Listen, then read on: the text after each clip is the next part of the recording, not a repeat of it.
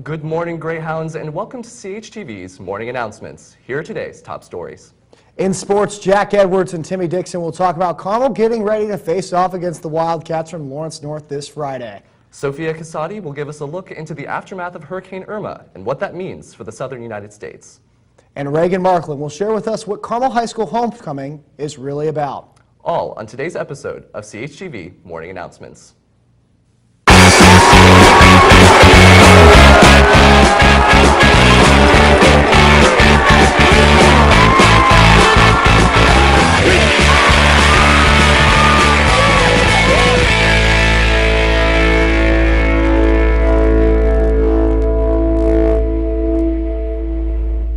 Welcome to this first edition of CHTV Morning Announcements. I'm Ben Heber. And I'm Griffin Gonzalez. And Ben and I are so excited to welcome you to our never-seen, remodeled CHTV studio.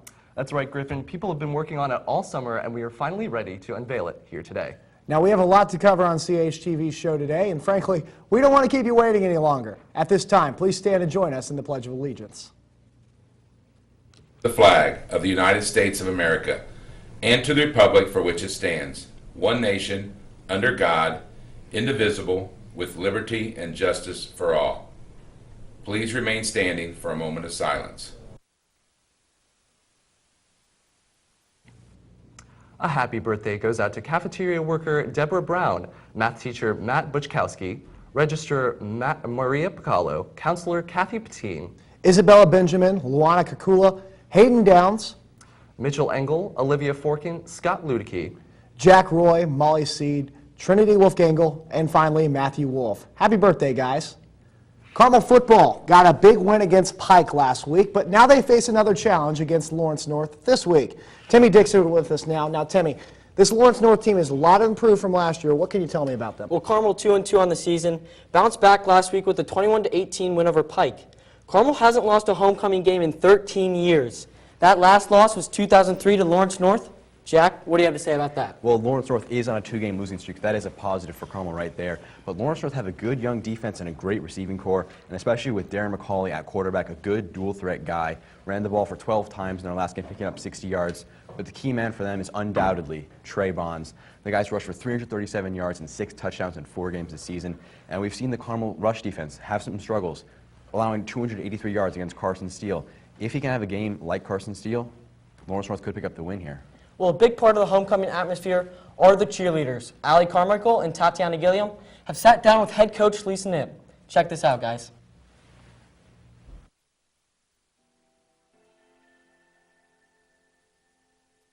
My favorite part of CHS cheer is getting to spend time with my friends and do something that I love. I've become really close with all the girls that I've ever cheered with, especially Annika Anthony, Emily Sheeks, and McKenna Abbey came in their freshman year, and I was a sophomore. And today I consider them some of my best friends. Team relationship is very good, I think.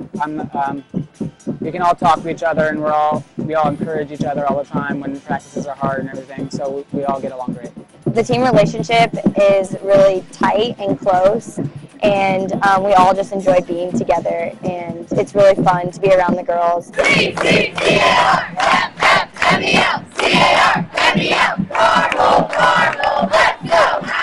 I'm really looking forward to this season because I'm a senior and I've waited really long to get to this point.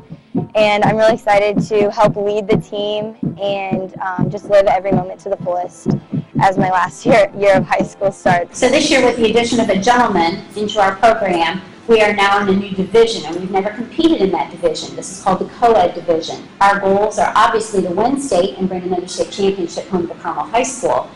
With the ability of all of these student athletes, we feel confident that individually we have great opportunities.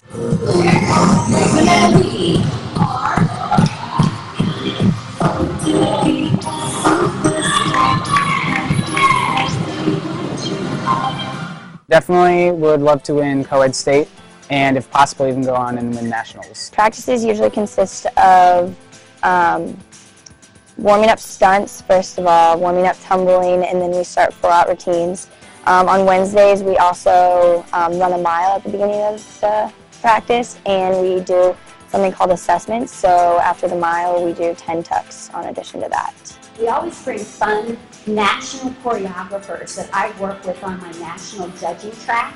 So we bring them in and bring their creativity, their newness that we don't see here in the Midwest. It's fun for me to bring in different elements, different creativity, different thoughts, different patterns of motion to Carmel High School that I see throughout the country. The competitions are one of the biggest things I'm looking forward to this season because I've never gotten to compete really doing anything, so I'm excited to start. When I'm competing, before we go on, it's really nerve-wracking. But once you get out there and the music starts, every fear that you ever had goes away. And you know that you're doing it for the person next to you, and you're doing it for your teammates, and you're doing it for someone that you love. So many people don't realize the athleticism and the work ethic that we demonstrate every day. We practice 3 mornings a week at 6 a.m. We practice in the evenings for 2.5 to 3 hours every day after school. So I just really would encourage everyone in the building to embrace the sport of cheerleading and celebrate the work, energy, effort, and talents of these young lady athletes are putting into their program.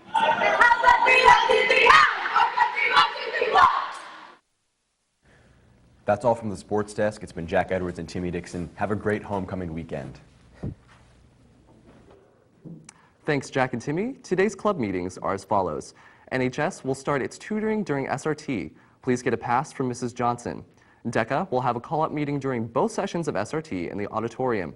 Any student with a Muse Pass for the U.S. Army K-9 presentation during SRT should meet in the Media Center at 9:55. Students will then be escorted to the event. Do Something Club will meet in E212 after school. IFCC Club will meet after school in E103. And finally, CHS Code for Change Club will meet after school in B202.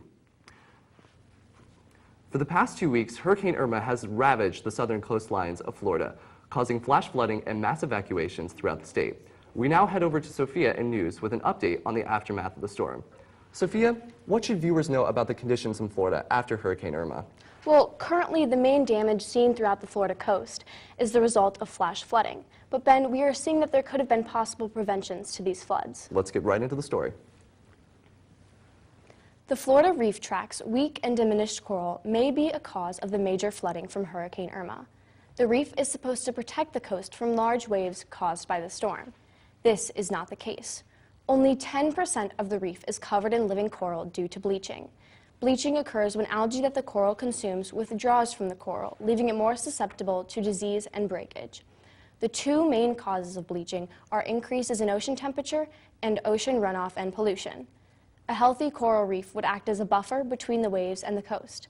The coral breaks the waves offshore, which reduces the energy of the wave, and in turn, only very small amounts of wave energy reach the shore. Studies have shown that the healthy coral reefs can reduce the energy of incoming waves by up to 97%. Due to a large amount of dead and bleached coral in the Florida reef, Hurricane Irma's waves were not impacted. The hurricane produced the opposite effect by breaking off the tops of weak coral. The seafloor around the reef is getting deeper as the reef weakens. This also reduces the amount of protection that the reef provides. Coral reefs are the first line of defense against tropical storms, and without them, the damage on the coast increases. Here at CHS, we try to do our part in helping protect the environment. Ben and I took a deeper look into the environmental actions taken here at Carmel. In a school of 5,000 students, it's often difficult to see how simple individual actions like driving to school, throwing away paper, or washing hands can affect more than just ourselves. In a growing era of resource consumption, the ecological decisions made at Carmel High School can have a large impact on the local environment. CHTV sat down with Jose Ortizar, the leader of Environmental Action Club at CHS, to find out more. Carmel High School has a pretty big recycling program. I think most classrooms, or almost every classroom, has a recycling bin, and we kind of do focus on recycling paper. But one of the things that me and my group kind of wants to implement in Carmel High School is a universal recycling. So that means that the school technically puts out no trash. Everything's kind of taken apart and recycled. And several different schools have had had these programs, so they become really successful. And then also a composting program. So anything that can't really be recycled can be composted, things like food waste and other such things that are kind of like organic matter. The basis of the environmental movement at CHS is recycling, but for some students, recycling isn't always an option. Especially with some of the new rules, I've been a little bit confused about what and where I'm supposed to be recycling. There are oftentimes bins that are labeled like with the recycling symbol, but I'll notice that there's just trash in them. I know whenever I have a water, I try to recycle, but there's only ever a trash can in most classes, so I don't tend to recycle, or I wait until I see one. Most of my classes have recycle bins, but if it's a class like theater, sometimes I can't find one. Despite the challenges of implementing environmental standards at CHS, Ortizar is hopeful for environmental change in the future. Obviously, there's going to be some hurdles that come along with having such a big school, and especially implementing policies that, might take a week to implement them in a school of like 100. It would probably take a little longer to implement those policies in a school of 5,000.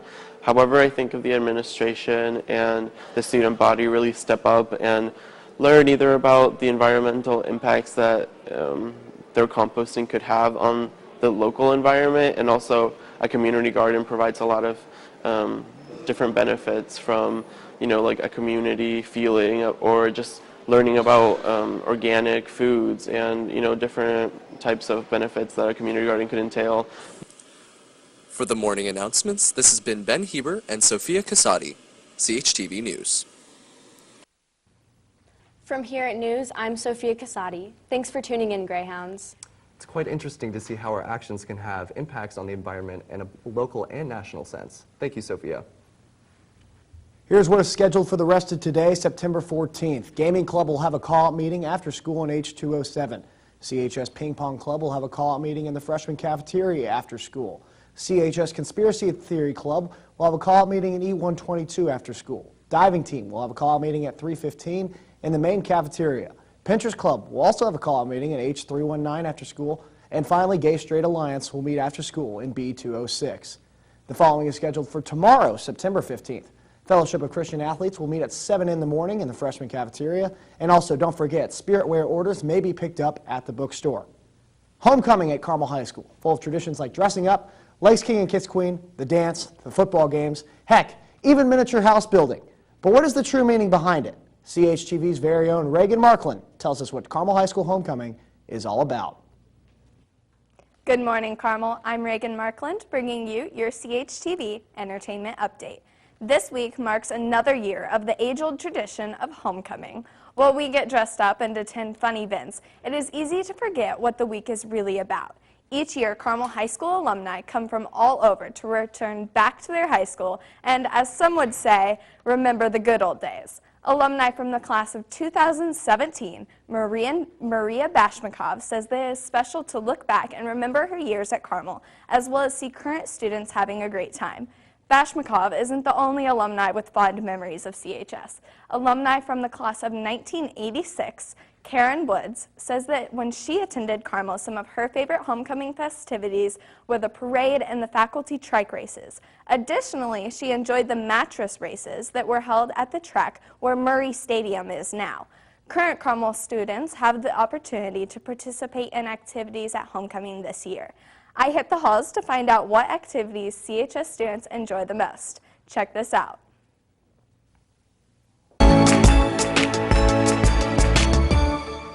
My favorite part about homecoming week is Green Day. I love seeing how hyped up everybody gets, and the energy is really high all week, and it's fun to see. Personally, I love the music that they play on the over the intercom. It just really gets me in the mood, and it really sets the tone for the different spirit days. My favorite part about homecoming week is seeing so many people from different activities all dressing up and participating in one single activity. My favorite part about homecoming week is Spirit Week. I just love how everyone gets really into the costumes and seeing just the different ideas everyone has. I like the Spirit Week because everyone gets to do it, even if you don't go to homecoming. Seeing everybody's costumes. My favorite part about homecoming week is the music they play over the announcements and the bucket bangers on Fridays. Just it really gets like the energy going in the school and just to see everybody come together. I definitely agree with those Carmel High School students. I love everything from the spirit days to the dance to the game. That's all I have for you today. For CHTV, this has been Reagan Markland. Happy homecoming, Carmel, and back to you, Ben and Griffin. Thank you so much, Reagan, for diving headfirst into what homecoming is really all about. Only at Carmel High School, something new every day. Other announcements, today's college representatives are as follows. At 9:30, Lynn University, University of Evansville, University of Dayton, Samford University. And at 10, Millikan University. And finally at 10:30, Regis University. Now, Ben, I don't know about you, but I've just loved seeing all the costumes this week here for homecoming. This is true. It's been great to see everyone come together to promote school spirit during this homecoming week. Heck, I even saw a stormtrooper walking through the halls the other day. That was one of the weirdest things I've ever seen here. I saw that as well. That's true dedication to Spirit Week. You gotta love it.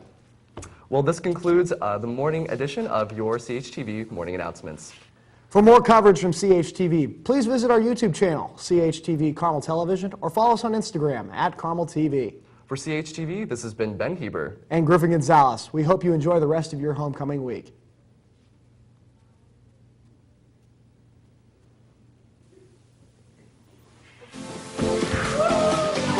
Woo!